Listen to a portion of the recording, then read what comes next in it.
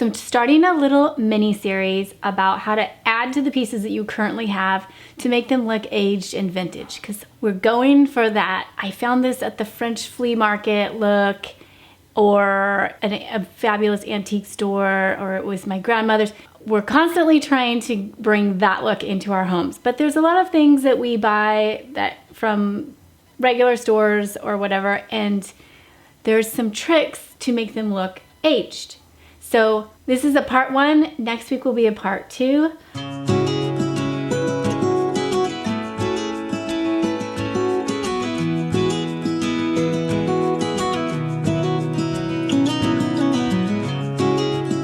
But I'm gonna tackle this wicker trunk that I found at a garage sale. I paid $10 for it. It was a grandma who had her grandkids' toys in it, and then I guess they grew up or something, but she was selling this basket for 10 bucks, and it was so big I could barely get it into my little car, but I was so excited. And I've used it for several years, but always felt like it just needs like a little bit more character, you know? So I've had it in my head that I'm gonna add leather straps, really old looking leather straps. And I've been looking for belts in the thrift store, but here's the problem. I'm gonna need 2, right? So the chances of me finding 2 that match and that are long enough, because you need long belts for this, it just isn't likely that you're gonna find this. So I ended up buying them off Amazon, and I will link them for you. But I got them in decent price, matching belts, widest, waist width that I could find. And now I need to age leather.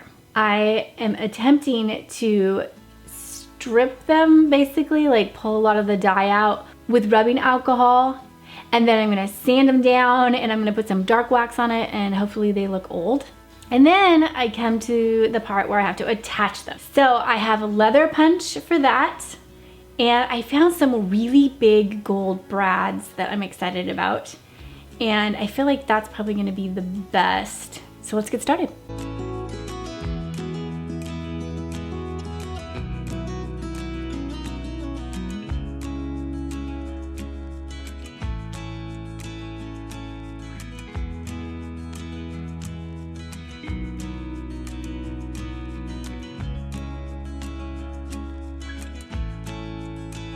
All right, it has been 24 hours. I could see it working within an hour. All right, I love how soft it is. We've got the side stuff that just is like melting off.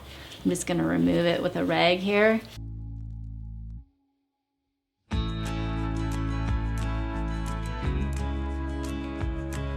All right, I've decided to go ahead and start the aging process now while they're still wet.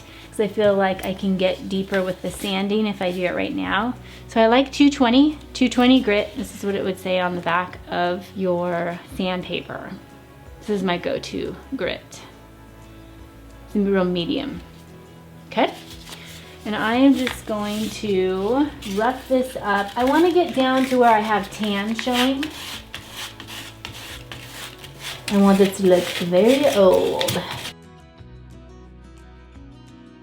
All right, so you're gonna take that 220 grit sandpaper. I want you to get a kind of close up on what this looks like. So you wanna work in like 3-inch sections. Really distress the edges of your belt, okay? And then every once in a while, kind of fold it and get some old creases, right? And then of course, just an overall distressing. And it will kind of make a mess on your floor. I laid a towel over my knee and then worked that way, a section at a time.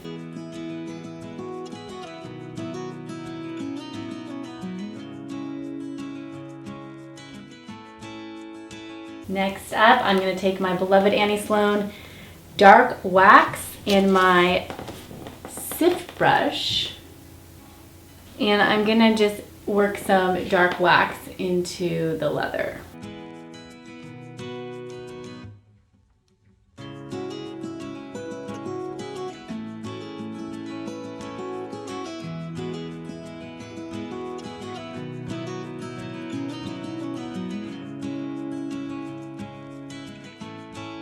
Okay, update. As I'm going along, I realized that I really want the buckles to match the brads.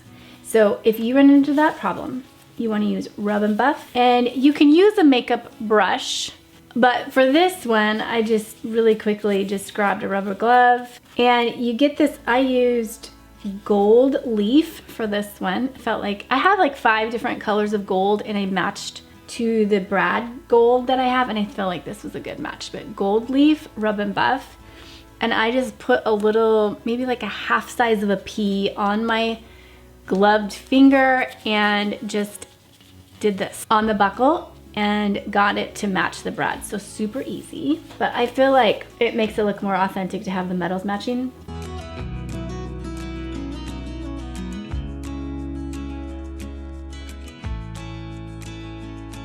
I'm gonna work from the bottom up.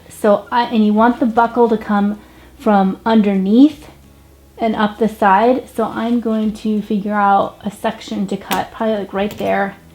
And then I'll show you how I'm gonna attach it. I've got some brads and a leather punch, and we're gonna get started on that.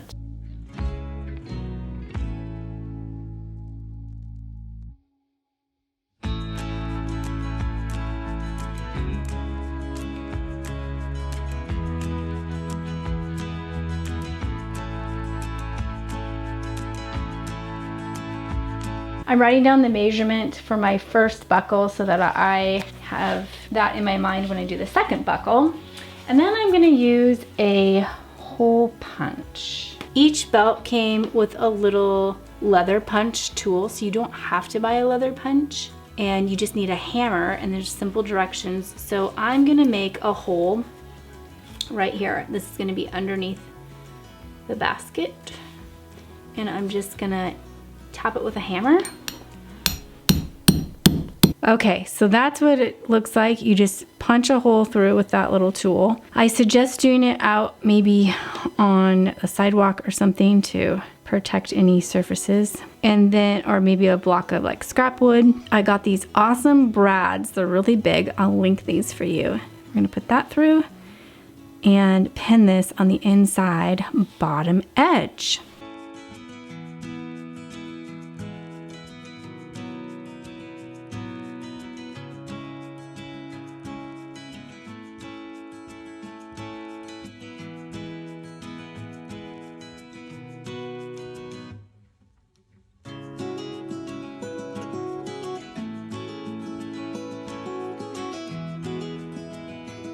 Okay, next I'm gonna cut the little strip of leather that I'm gonna put right here. I'm gonna put brads on either side there to hold the buckle up. I measured 3 3/4 inch for that. I'm gonna do the same thing on the top. So I'm gonna cut 2 little strips like this and then hole punch on each end.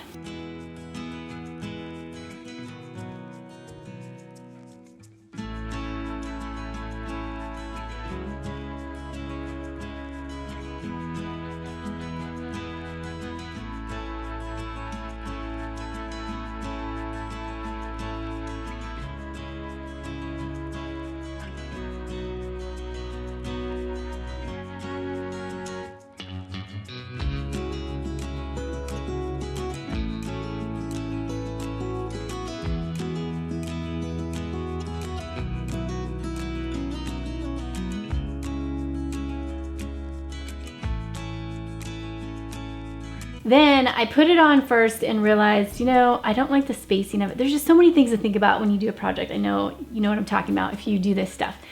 But I ended up moving the straps in a little bit. I felt like you want your straps to come in at 1/4 of the width of the basket you're working on. I feel like that looks real natural.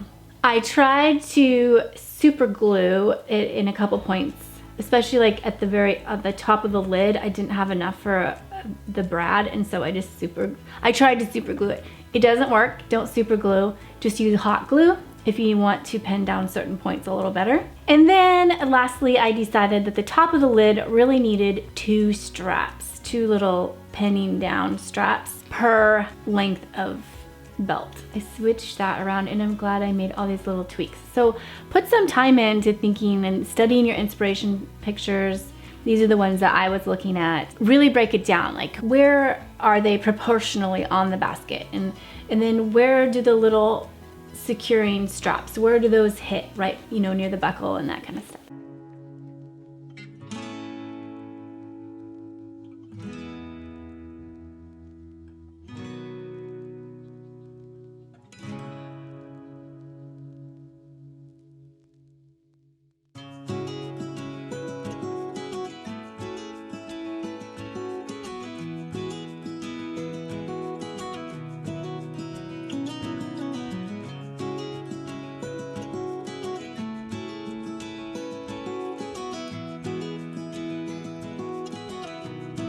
All right, that took a little longer than I wanted, but that's par for the course when you do DIY for the first time. As I was doing it, I said out loud, well, this is my job. I have to make all the mistakes so I can pass them on to you and you don't have to make them.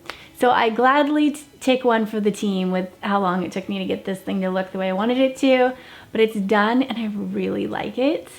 So thanks for following along with this journey. If you want to be more comfortable out at garage sales and thrift stores and just upcycling things that you already have, I have a checklist for what I look for when I'm out shopping, and you can get that link below. And that is all for today. Next week I'm going to show you how I added to my piano to make it look very French and old.